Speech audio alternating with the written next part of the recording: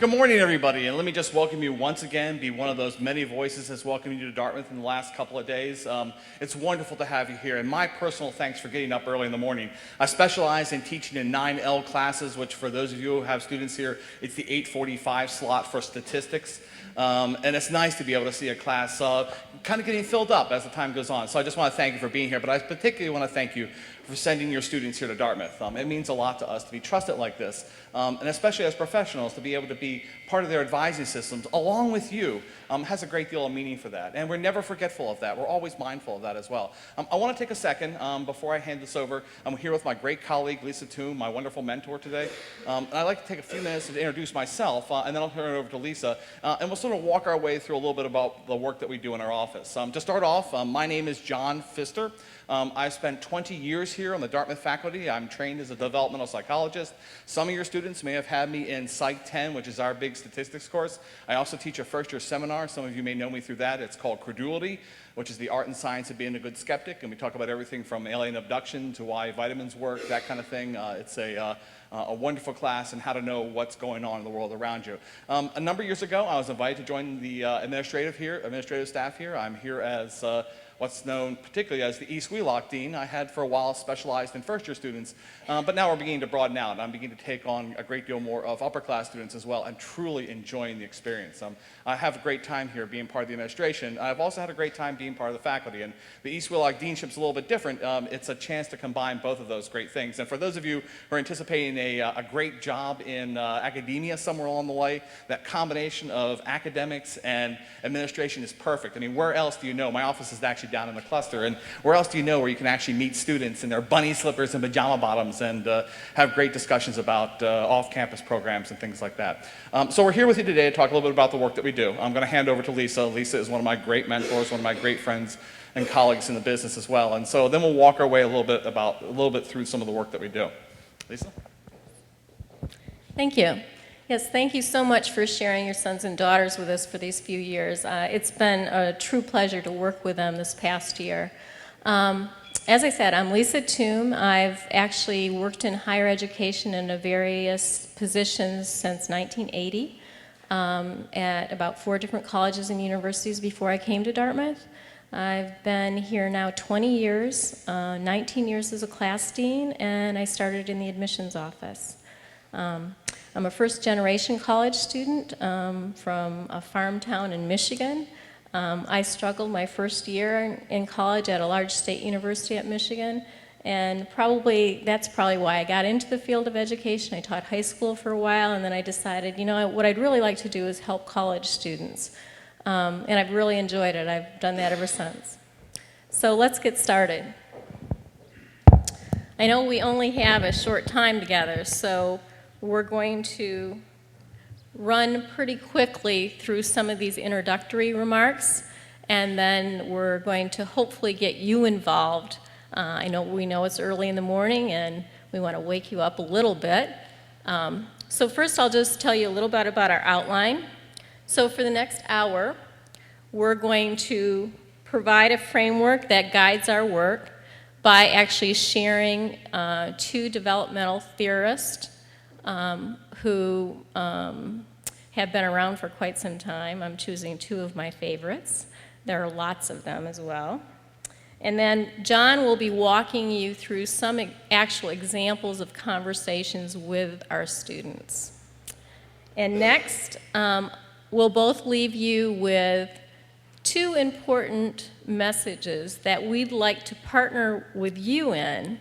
We continue to give these messages to students, and if you can reinforce those same messages, that would be great. And then after that, we hope to have time for questions and answers. So to start things off, Arthur Chickering is one of my favorites. When I first was introduced to his work, I was a master's degree student at Central Michigan University. Somehow, I don't know, I kind of thought the guy was really old and near death, and I've actually met Arthur Chickering a number of times at conferences now, and in fact, he lives in Plainfield, New Hampshire. So he's continuing to do a lot of really good work on encouraging authenticity and spirituality right now. But back in the 70s and 80s, when I first became familiar with him, he taught us a lot about psychosocial development. That was his primary concern.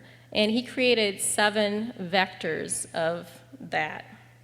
1 is achieving competence, 2, managing emotions, 3, developing autonomy, 4, establishing identity, 5, freeing interpersonal relationships, which means respect and tolerance of others, 5, developing purpose, or I should say 6, and 7, developing integrity. His overarching theme was one of finding a way as professionals to offer a balance, an appropriate balance of support and challenge. And so in our work with our students here at Dartmouth, we're always cognizant of the support and challenge. Now on a macro level, you might assume, and I think it is kind of a generally speaking, that as you mature, challenges become greater. And as first and second year students here at Dartmouth, you might need a little bit more support, and then maybe a little less support during your third and fourth year. But when you really listen to students and see where they are in a present situation, in our conversations with students, we find that's not always so true. And at times, actually, upper-class students need just as much support as the underclassmen. But we're always trying to push the envelope a little bit, just like you as parents. We're trying to challenge our students to become interdependent, kind of mature individuals and adults, just as you as parents are. So one example I could give you of that is this past summer when I started with the 11s. I didn't know them, so I talked to the first year deans who knew them well. I talked to some other advisors. Particularly what I did is I decided some of these students are having a lot more academic challenges than others. So what I did is I looked at those students who were under a 2.7 cumulative GPA, and I decided to do some intentional outreach to those students. So I talked to advisors and deans who knew them. I actually looked through their files, individual files, before I met them during their fall of this year. And then I offered them 2 different ways to be helped academically. 1, meeting with me individually, and then 2, actually being a part of an academic discussion group with other peers, co-facilitated with me and then actually the director of Academic Skills Center, who happens to be my partner, Carl Thum. And we would meet on a weekly basis. And these were peers who were also wanting to be more successful here at Dartmouth. Every term I've been sending emails at the very beginning of the term offering these 2 options. Some students have actually taken both options. We actually never know when that those emails that we send, that one brief meeting, will have students come back to us. So some people have never responded to my emails and inquiries, and then others have. Like I said, I've gotten to know some of them very, very well. So we just continue to offer that degree of support and challenge.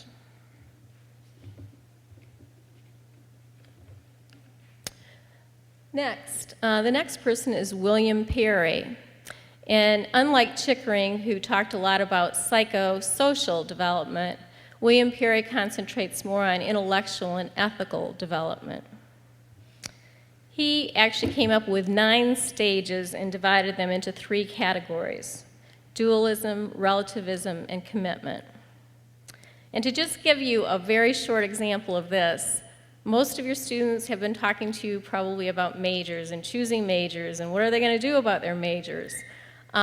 If a student were in a dualistic thinking pattern, choosing a major, for example, they would still be in a stage that I need to choose the right major.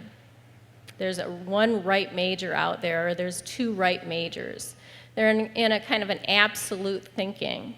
It's kind of black and white. Oftentimes they go to authority, like parents. They go to deans. They go to other adult figures asking them, what do you think I should major in? So as we move into relativism, the student would see, wait a minute, there's lots of different options here. In fact, there's multiple options, and they all could be actually good options.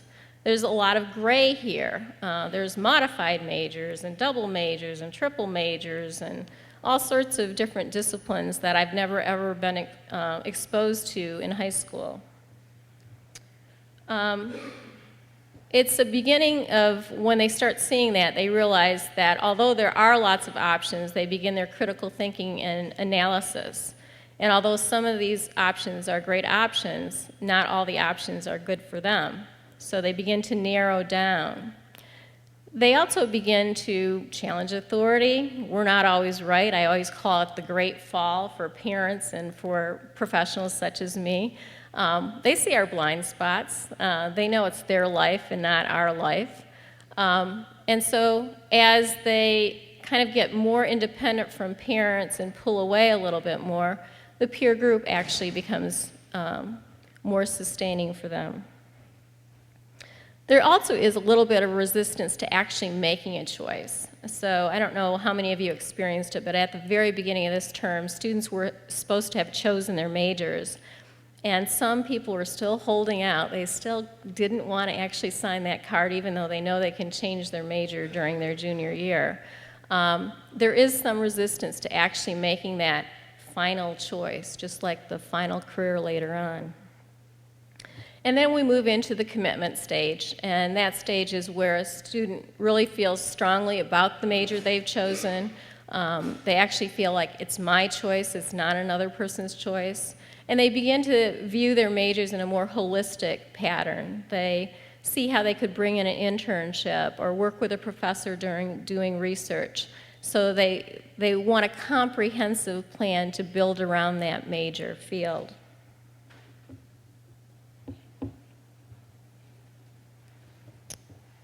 Okay, that was obviously, I apologize for some of you who know a lot about student developmental theory.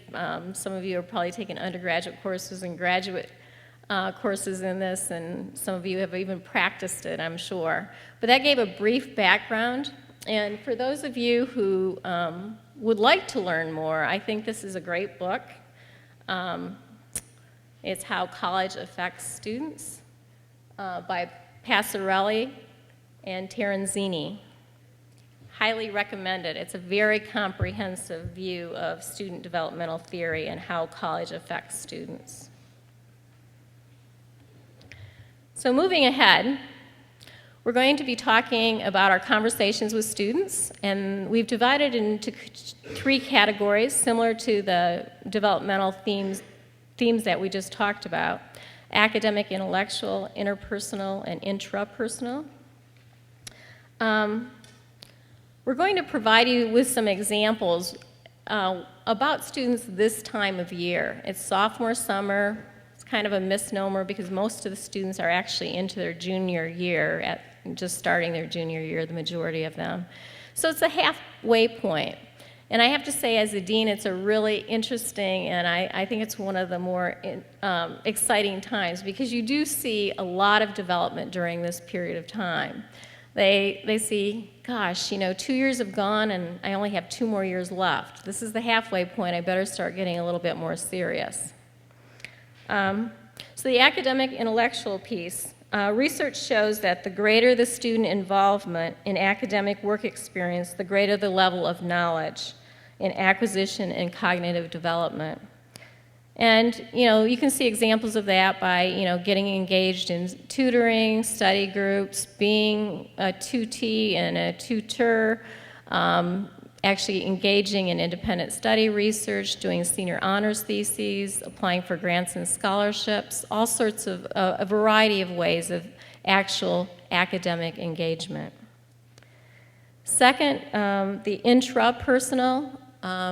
Students begin obviously to realize, and I think we as adults know this, we learn this pretty quickly too, that not all the answers in life can be resolved with just the intellect, and the heart and the soul are important as well.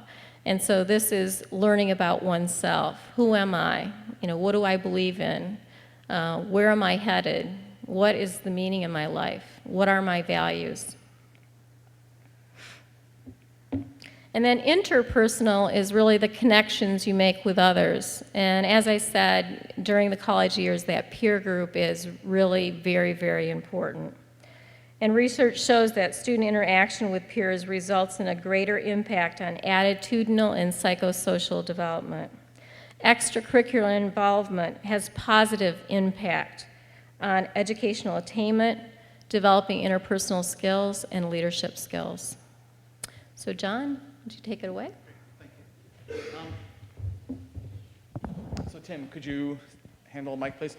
Greetings, everybody. I also want to just congratulate you because right now, for this very hour, I'm appointing you deans for the hour, okay? So you're now in my role. It's a great job. Please, if it's about parking, you don't want to hear it, okay? So let's just get that off the table. So what Lisa and I want to do today, and I'm going to ask Lisa to stay up here with me while we do it, is I want you to hear a little bit about some of the real-time conversations that we hear. And they actually get a chance for us to talk a little bit about how we put some of these things into play when we're actually working with an individual student. Like you, there's a combination of events here. There's a part intuition, part guided by theory, part guided by trying to read what the student is really telling us, and try to read a little bit in. Now, I've planted, good morning, deans, I've planted amongst you some students, if I could. So would student number one just show, student number one is over in the corner, and what student number one is going to do with the help of Tim, the microphone, is he's going to read a common conversation. You can open, student number one, you can open your envelope. It sounds like the Academy Awards. Open the envelope, please. So student number one, if you would read, now these are very typical kinds of conversations that Lisa and I would hear in our office on a daily basis. Closed door, not closed door, eating in the dining hall. The beautiful thing about these conversations is they occur all the time, and every dean has open office hours. Lisa and I schedule appointments when we can fit them in, other meetings that we have as well. These are not only common, but they're also frequent, and we encourage them as well. There's a basis for which we can have good conversations. So student number one, take it away. I feel like I've wasted 2 years. Finally, I think I know what I want to do for my major. Do I have enough time for a double major? Or is it better to major, minor, and do a senior thesis? Great, thank you, student number one. Okay, so deans, what are you hearing when you hear that? Let's take it apart for a second. There's always in every single student conversation good and bad, right? Like every conversation that you have with your own students as well. So what are you hearing? Let's start off with the good part. So what are you hearing that's good? Help me out here. Come on. This is like my class in the morning. It's like, oh no, is it going to call on me as well? So back here. I know what I want to do. Okay, so this is a good thing, right? I know what I want to do. So as a dean, what do you want to say about I know what I want to do? Do you want to just let that go? What do you want to say about that? All right, say, help me out. What is it? What is it you want to do? And then maybe talk a little bit about how did you come to that conclusion? Here's a place where a conversation starts. We're now talking a little bit about, wow, that's fantastic, and not just the applause that occurs, but what was your pathway to that? What was going on? What led you to that? What is your particular interest? And now a whole conversation started out on the positive. It's not about the negative stuff, right? Now we're talking about how we can guide individuals and help them to realize that they came to this conclusion, not forced upon them, but rather now it's a sense of, oh, this is really what I want to do. I'm thinking about doing this as well. Okay, so now for the 1-2 combination, what else are you hearing? You're hearing the positive stuff. I think I know what I want to do. This is a good thing, right? So the other part of this is what? Say it out loud. There's the first clause, right? I feel like I wasted the first 2 years. What do you hear when you hear somebody say, I feel like I wasted the first 2 years? Deans? Oh, come on. Like, do you just go, ooh, yeah, boy, that was terrible. I say. Pardon? Well said, well said. She said they may have discovered something that they like more. So what this wasted part says, maybe on the part of the student, is that maybe they feel like they wasted it, but really, is that really wasting it? What happened in the first 2 years up until this moment that they hit your office? They learned what they don't want to do. They were exploring. They were taking the time to find things out. Not every one of those pathways was genuine or terrific. Not any one of them was particularly fruitful sometimes, but they led them to this point. And without that leading to the point, who knows where they may have been as well. Do you say that, in fact, you agree with them? Yeah, you really did waste those first 2 years. No. What do you want to say to them? What do you want to say to them? Help me out here. Go for it. Be encouraging, right? Hey, did you waste those first 2 years? No, come on, look back. Think about what you do. Empower them with the possibilities that what they've done here is made a terrific journey. It got them to this point. And if all that happened was self-discovery, is that a bad thing? No, it's perfect for them. So guide them away from that negative sense. Waste it? Really? You're telling me that all this time here you wasted it? You can't waste the time when you're learning anything. And so, not a waste here as well. Okay, the third part of that is what? There's some conversation that came after that. There's the, I wasted the 2 years, I finally found my major. What's the third part of that? Help me out, come on. Well, spend extra time. So what the question was really about was almost procedural, right? The third part says, well, what do I want to do here? Do I double major? Do I major minor combination? What do I do now? They're asking for what then? Advice. Advice in the truest sense. Now, they get advice from all different places, right? They get it from the friends, from their, if they belong to a fraternity, they get it from their sorority. They get it from the guy in the dining hall. They get it from their UJ. They get it from lots of people. But they also get it from us. And one of the things that Lisa and I hopefully do is see the big picture. Much like a Dartmouth career is a beautiful gem with many facets, students see one facet, teachers see another facet, we see another facet as well. And we can even help them roll that gem around a little bit and see a few more facets as well. We can help them have that conversation. And despite the fact that we love all students to do double majors, triple majors, or the elusive quadruple major, one of the things we'll sit down with students and do is have a conversation that's not about accumulation of majors, but why is it that you want to double major? What is it about these two topics that means that you want to use up a lot of class time, which is great, and a lot of expertise, which is great, that's going to be able to have you sort of center in on what these two things, or maybe something as simple as a major-minor combination might work as well. And at the end, will we tell them what to do? Yes, you're now a double major. Congratulations, and go on. No, probably not. And the real tough thing, I think, about those office visits is to try to begin to give students tools to make their own decisions. When they walk out of my office or when they walk out of Lisa's office, I do not want them to have the impression, well, Pfister said a double major, so I think I ought to double major. I've helped them think through all the different options. I've weighed them, hopefully, carefully. I've left them maybe with a bit of paperwork or some notes on paper. I may have even sent them to a colleague who may have actually had a little bit more expertise in economics or in anthropology to help them work through what those courses are. I may have even sat down with them with their D plan and actually planned out a list of courses. Oh, hypothetically, let's say, what would happen if you double major? And then have a chance to work through those things as well. That's what people come to our office for. But they don't come to our office for an answer, for tell me what to do. Because I can't give that, really, truthfully. What I can do is show them the options, let them weigh them carefully, listen very carefully for what they're saying, point out positives and negatives, and then send them on their way. And I think hopefully somewhere in there is the joy of self-discovery. When they end with their degree, if it's a double major, triple major, whatever it is, they know that they did it on their own. And that's what they come here for as well. Okay, so student number 2, sorry. One thing I'd just like to add to that is that a lot of students now want to double major and triple major or do a lot of different combinations. Dartmouth allows you to do 3, so you can put together 3 majors and minors.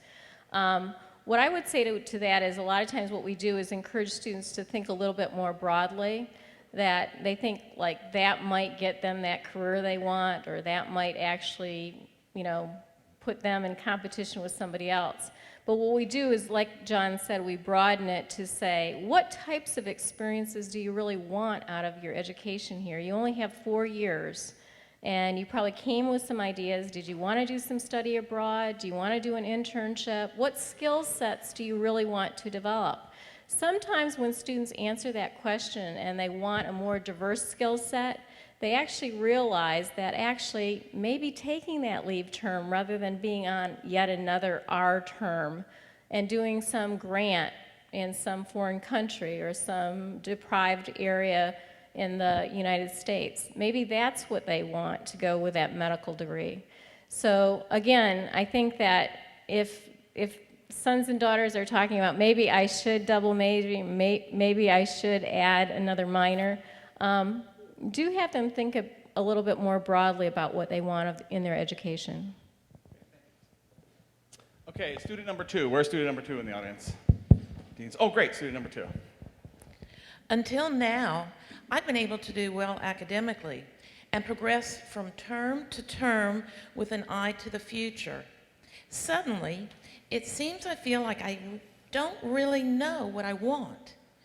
I am rethinking all of my decisions. I don't know what to do. Okay, Deans, here's a tough one. What do you hear? Let's do good, bad again. Well, first off, let me tell you something that I've learned coming over from the faculty side. One of the great things and reason why I talk about Lisa being a mentor is she's taught me some really valuable lessons. And the first valuable lesson I think she taught me is that there's a faculty response to everything. And the faculty response is, I'm going to fix it. So they pick up the phone, I'll do that. And sometimes that's also a parental response as well. But one of the things I've learned carefully by being at least in the dean's office, is to listen carefully. So let's listen carefully here. What do you hear? Good, bad? Good.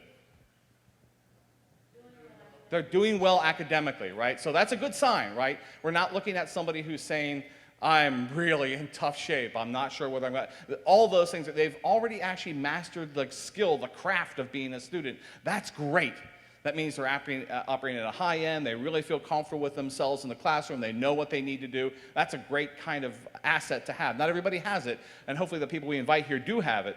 But one of the things that's happening here is here's a student who's doing very well. So they're already actually making some gains here. So that's the good part. You're hearing that, in fact, that they're doing well. And not only have they done well, but they felt a sense of the future, right? They've been looking at some of that trajectory. That's looking okay. What do you hear that you really want to comment on as well? What's the second piece of that? So they're doing well academically. They thought they knew where they wanted to go. What's the next step?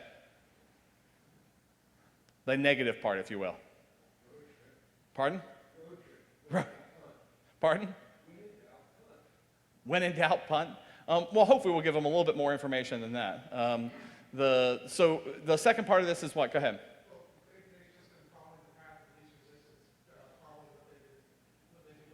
Oh, beautifully said. Beautifully said.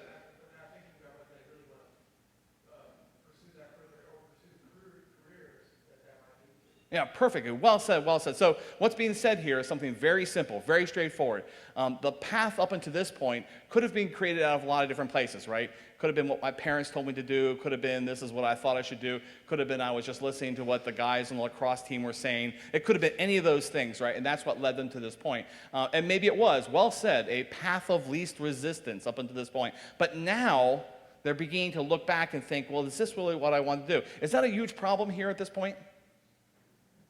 Why isn't it it's not a huge problem, really, you think? So why wouldn't it be a huge problem at this point? Well, because it means that they have exercised their own decision-making and seeking of what they want. They've just been doing what, these characters do well, but other people are ahead, and they need to figure out what they want. Right. Right, so now is actually a turning point, right? So the turning point says, now you can actually take some control, begin to think about what it is you want to do, begin to explore perhaps a few other options, keeping in mind what you want to do, time to graduate, any of those things as well. But now you can begin to explore some of those options as well. Is that a bad thing? I mean, could you have picked a better place to have that happen? Really? One of the finest liberal arts schools in the country? I mean, if you want to explore other options, we got them. And now is an opportunity to begin to sort of play those things out. One does have to think about this in a timely way. One does have to think about where you've been. We can even have a conversation of what led you up into this point as well. We can really do some great work in that moment to begin to help students figure those things out. But will we figure it out for them? Oh, you should be an anthropology major. We don't have many of those. No. Once again, one of the things we try to drive toward is to give students the tools to begin to make their decision. At the end of the day, at the end of their career, it should be their decision. Sometimes it's pragmatic. Sometimes it's something that is driven on a passion. But we want to make sure that we give students the tools to begin to make the decisions for themselves, to explore those options. In the back, yes?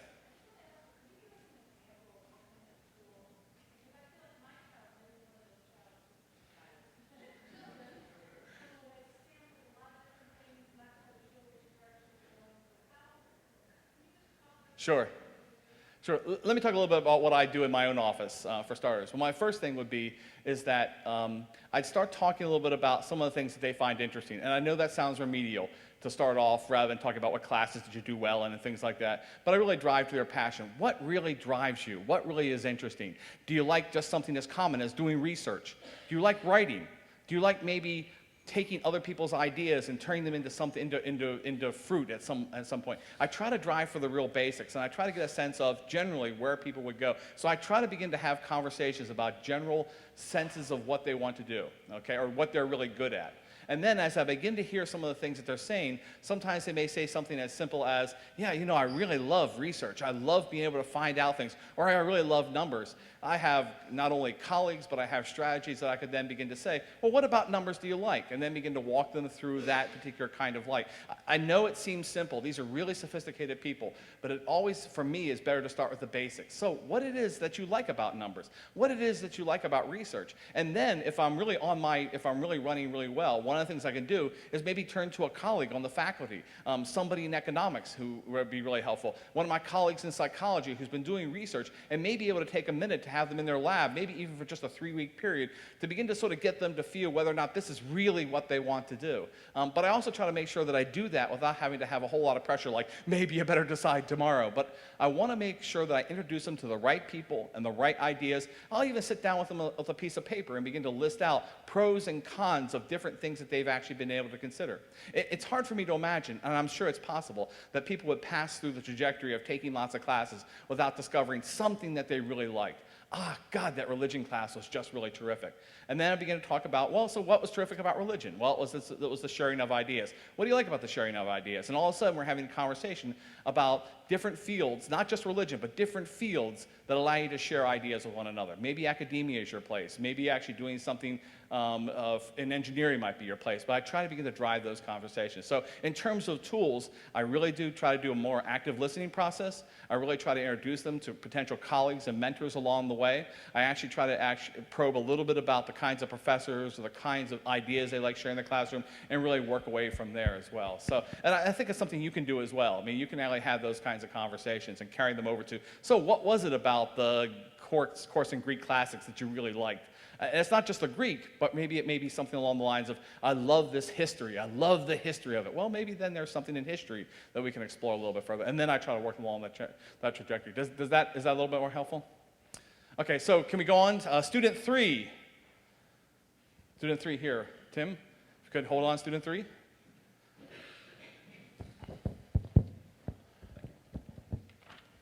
Dean, last year my GPA went down from 3.77 to 1.2. Uh-oh, we would have found you before you got into my office. But. As I look back, I can see pledging a house took its toll on my grades, especially fall term last year, of this year. I need to find the right balance between academics and social life. I'm not quite there. Okay, so what are we hearing? Deans, what are we hearing? Major change in direction. That's really clear. Major change in direction here as well. So they were doing really well. The GPA is, I'm hoping it's not that big of a dip, but let's just say that it went down like, 0.5 or something like that. So they had a dip in GPA, so that's a problem, right? So what advice do you want to give? Let's start off. What do we hear? We hear the major transition. What happens with a major transition like that? Did it go up? So should we be elated? Yay! No, what should we be? Concern, right? We actually are going to have a talk about what it is they're doing in the classroom, how those balances are, what's really going on, what kind of classes they were taking. But also, what are we doing here as well? What else do you want to do? Time management. We want to begin to do some of those things as well. Maybe we want to drive the question toward what classes are you taking. Maybe it wasn't wise to think about taking particular classes, and particularly maybe socially tough scenes. We do that with athletes a lot sometimes. We try to make sure we structure their plans so that when they're in season, they can be academically successful, and then out of season, we can actually do some of the more difficult classes, labs, things like that as well. So we're hearing a couple different things. We're hearing difficulty that students are going through, right? Personal disappointment, right? Oh man, my GPA is tanking. And then what we're also hearing is that they're hearing for advice to do what? Advice to do what? succeed, get back on track, right? That's what they're asking for, really. At the end of the day, they're saying, I'm not happy with the way things are going. I'd like some help and how to get them through. Now, there are lots of ways of getting help here. Luckily, Carl Toom's Office in Academic Skills, providing tutors and those kinds of programs are really useful here as well. They're really rational ways of asking for help. We all get tutoring at some level. So I can actually drive them to that stage as well and start talking about some of the specific things that might help them in class. I can even begin to point them out to some of the things that happen on campus, time management seminars, ways of picking classes. I can begin to direct them to some student peer associations that might be really helpful for them to try to master some of that time, really drive themselves toward academically. But the other thing I'm going to try to do is, although their GPA has dropped, I'm going to begin to try to do some research for them or help them to think about, so what does that drop in GPA really mean? And try to get them to think about, well, does that really box me out of everything? Is the day done? I mean, if you're going down to 1.77, that's going to be a tough road back. But we could begin to drive the conversation. So what is it that's so valuable about high GPA? And then begin to talk about that. GPA is important. I agree. Programs depend upon it. But you're also here for the experiences as well. And I'm trying to make sure that they're having the balance between trying to monitor what's going on numerically with their grades, which I'm concerned about, and I'll try to help them, put them in a place where they can be successful. But I'm also trying to drive them for a conversation about, why is GPA, high GPA, so important to you? Is the career that you're anticipating necessarily mean to have that? Are there other kind of experiences that are also valuable to you? And so I'm trying to even moderate the discussion to what's really important for a student and have them seek them out as well. But I'm also not in a place where I'm going to have them beat themselves up. I don't go, whoa, really, woo. I really want to make sure that they understand that they're making good choices and they can continue to make good choices. One of the things I always tell students, fundamentally, is never judge yourself by the things that bring you the lowest. Judge yourself by the things that lift you up. And one of the things we can do is start lifting up some of that GPA and get them to a place where we can have better conversations of time management and do better brokering of grades or things like that. So I want to move on. Can I just do, I'm sorry, go ahead. That hypothetical sounds to me like it might be another problem. Oh yeah, well, if they're doing that big of a drop in GPA, if it came down, if it was just a little GPA or something like. Sounds like immediately that has something to do with fraternities and drinking. It could very well do, but it could also be due to something like depression, or we could be listening to a lot of different things here. And hopefully, if I'm on my game, I will have explored more than just their rationale for what brought them down. That's one of the things that you would talk about. Oh yeah. Be like, what's causing it, really? Yeah, and One person might not get the fact that there's a direct relationship between your performance academically and what you do at night. that's right. Very well said. And in fact, astutely said that one of the things that one of the places the conversation has to go is if they said, well, is it due to the belonging to a fraternity? That's great. But I would have asked questions about, is that really the cause? How many hours are you investing? And then begin to walk away about what their days were like as well in that discussion. Well said. You ignore that elephant in the room. Yeah, right. And then we're just accepting. We're not really exploring the rationale why. We're just taking it for granted. Well said. Okay, student. I'm sorry. Can we go ahead? Yeah. Well, normally what we try to do is keep track of students who, for example, I'm just going to talk about the big GPA drop that's going on here, but normally what happens is that when students get D's or E's along the way, deans, whatever dean is working with that particular student or whatever residence hall they might be in, we try to get a picture of how many D's and E's an individual student may have gotten. Now, it's also true that professors try to submit what are known as midterm reports occasionally. If a student is doing really bad, they'll often alert the dean's office, and we can have conversations during the middle of a semester as well. And hopefully that's happening, but in the rare occasion where it doesn't happen, then we catch it afterwards. One of the things we try to do is make sure that we're now having conversations with students to begin to sort of move them a little bit higher up in terms of GPA, at least after the fact. We'd ideally like to catch it as soon as possible. If a student fails an exam, oftentimes professors will alert us, and then we can be able to take some action there. Are you doing okay? Is there something else that's going on? For a little dip in GPA, if somebody just goes from a B to a B minus or from an A minus to a B, there's a good chance if it didn't, a D or E didn't come out, we may not have actually seen that student as well. They may be real sort of wrestling with it himself. We do offer enough time with students and try to offer a little bit of outreach to a number of different students so they know if they want to talk about those issues, they can come into the office as well. But we wouldn't be alerted to those dips that if they occurred prior to failing. Does that make sense? All right. So can we do student number 4 or can we do one more? Okay, can we do quickly student number 4 if you don't mind? Student number 4. Tim, could you just do it? And I promise you we'll...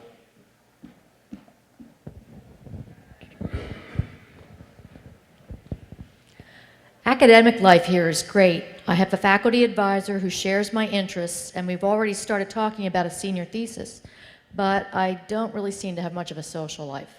I decided not to pledge, and this year has been tough because a lot of my friends did. Although I can certainly go to the Greek houses, that's really not my scene. Okay, so Deans, what do we hear? Pardon? Say it.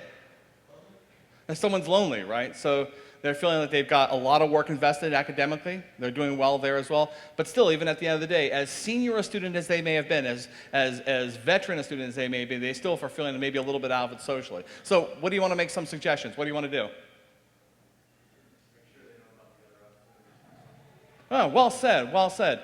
The beauty of being on the Dartmouth campus is that there are lots of different ways to get involved, and there are lots of different kinds of things to get involved in. It doesn't have to be the fraternities or sororities. They're here, but we also have a tremendous amount of every group from spiritual leadership all the way up to people who just ski or play Frisbee or do those things. And the beauty of being here, as serious as academic as some of our students are, they don't have to always rise to a senior leadership commitment. They can just be a part of and enjoy each other's company. That's the rationale of being here as well. So working with a student, hopefully we'd be able to drive some of those other conversations and try to get them to think about the broader picture of being involved. And oftentimes they may find themselves already involved in things that are really exciting, but just for some reason they're overshadowed by some of the other things that are going on, by the worries about the fraternity or sorority scene or the things that are happening. And we might be able to drive the conversation to, so what are you doing? What brings you joy? What do you do? And find themselves in a juggling group or find themselves going to church on a Sunday morning. They could find themselves doing all those kinds of things. And so we hopefully drive the conversation,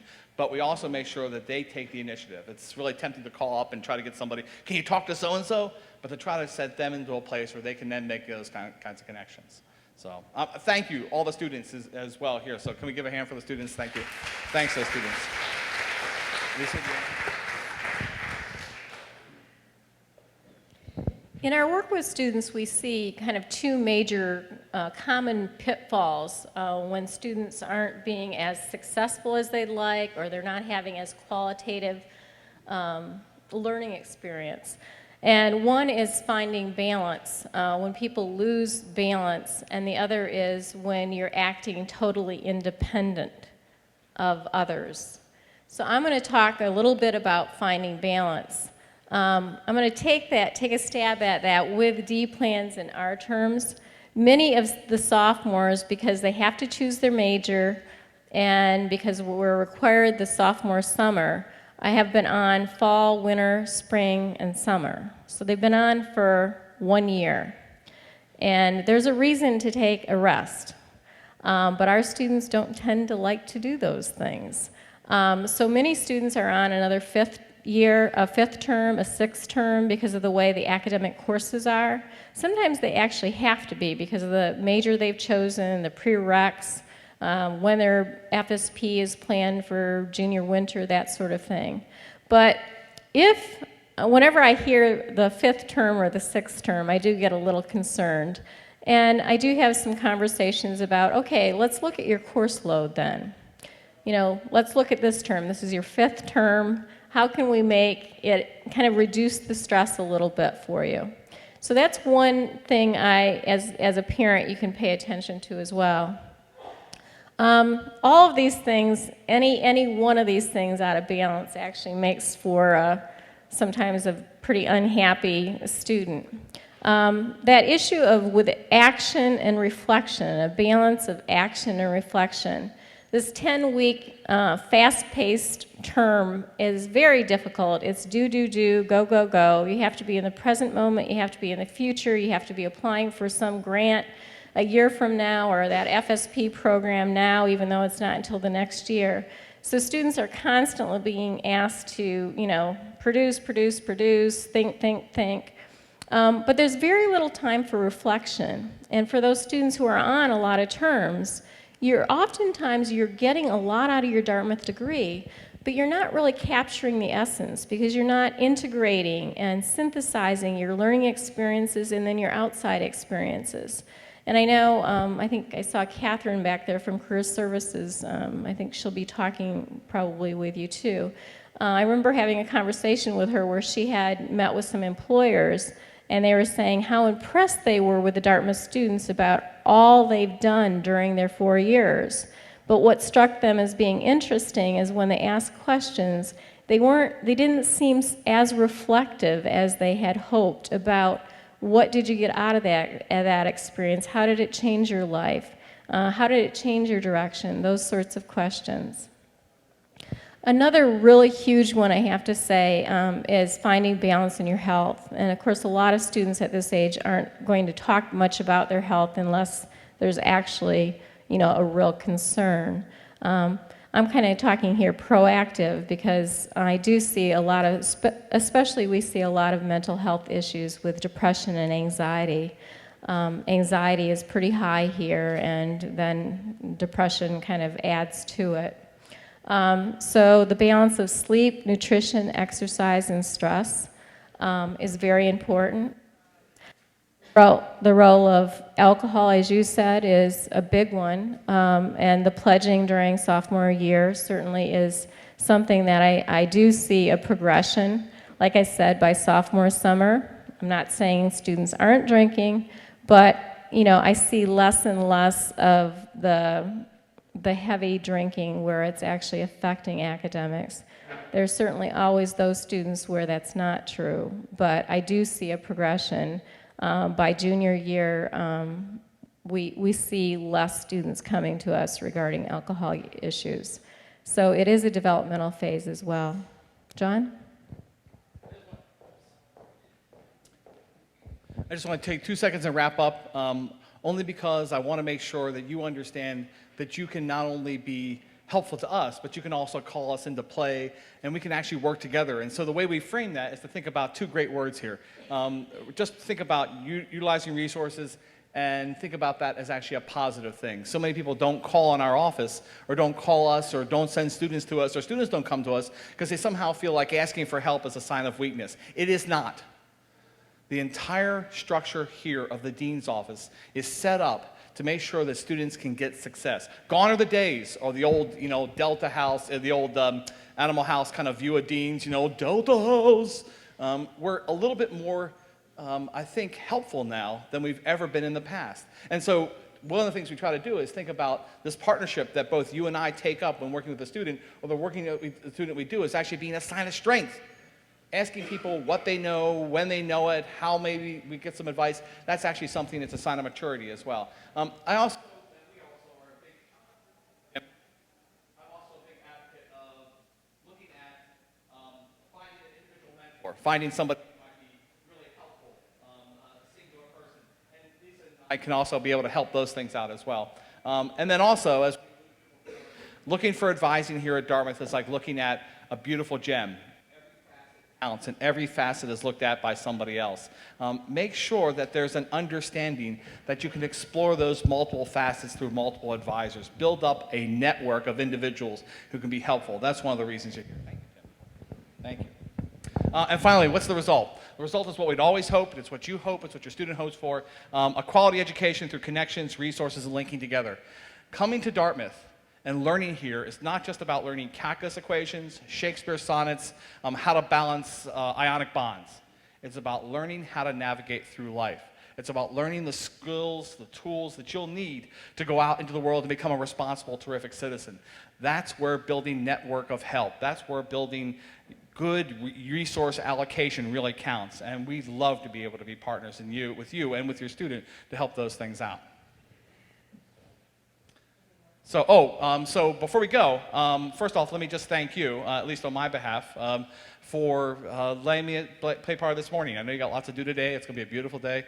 So thanks for letting us take some time today and work with you this morning. We also want to make sure that you understand there are a lot of people here to help. And the class dean's office is part of the Parkhurst group. You're more than welcome. My name, Lisa's name is there. You're more than welcome to contact us at any time. Write us a note, jot us an email, send your students to us. Even if it's just to meet us. I'd love to spend some time meeting some of the students who are here as well, who I haven't gotten a chance to meet. Thanks again. Have a nice day.